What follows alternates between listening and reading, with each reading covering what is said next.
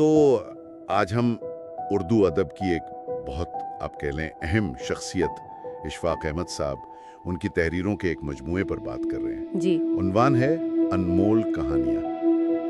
ہمارے پاس نا اس پر ایک مختصر سا ریویو اور خلاصہ ہے، اچھا اور مقصد یہ سمجھنا ہے ان ذرائع کی روشنی میں کہ یہ جو بظاہر سادہ سی کہانیاں ہیں، ان میں ایسی کیا خاص بات ہے جو انہیں واقعی انمول بناتی ہے پڑھنے والوں کے لیے۔ ٹھیک تو ریویو میں ایک بات فوراً سامنے آتی ہے کہ یہ چھوٹی کہانیاں صرف وہ وقت گزاری نہیں ہے، جی نہیں بلکہ ان میں زندگی کے بڑے گہرے سبق چھپے ہوئے ہیں، اور جس انداز میں یہ پیش کیے گئے ہیں نا، وہ کمال ہے۔ بالکل اشفاق احمد صاحب نے جیسا ریویو میں بھی لکھا ہے، انتہائی سادہ عام فہم زبان استعمال کی ہے۔ یہ سادگی یہ خود میں ایک گہری بات نہیں؟ یقیناً یقیناً، اور یہی تو اشفاق احمد صاحب کے فن کی وہ پہچان رہی ہے۔ یہ بات بڑی دلچسپ ہے کہ وہ روزمرہ کی زبان ہے، جی چھوٹے چھوٹے واقعات، عام سے کردار، ان کے ذریعے زندگی کے کتنے بڑے فلسفے اور روحانی نقطے بیان کر جاتی تھیں۔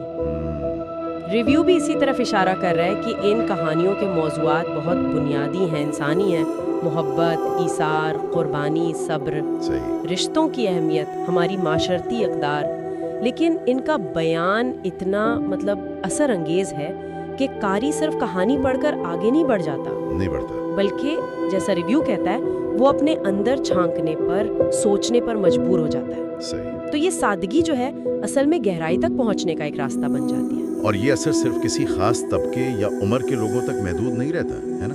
ریویو میں یہ بات بھی کافی نمایاں ہے کہ ہر کہانی جی پڑھنے والے کے دل پر ایک نقش چھوڑتی ہے، ایک ایسا تاثر جو دیر تک رہتا ہے۔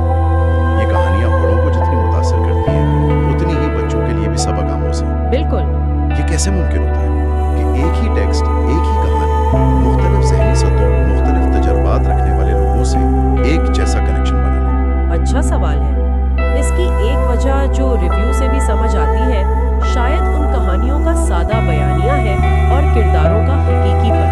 حقیقی پن، ہاں، جی، جب کردار جانے پہچانے لگتے ہیں، ان کے مسائل، ان کے جذبات وہ اپنے سے لگتے ہیں، تو قاری ان سے فوراً ایک تعلق محسوس کرتا ہے۔ صحیح، یہ کہانیاں کوئی خیالی پلاؤ نہیں ہے یا کوئی ما فوق الفطرت واقعات نہیں، بلکہ عام انسانی زندگی کی عکاسی کرتی ہے۔ بالکل عام زندگی کی۔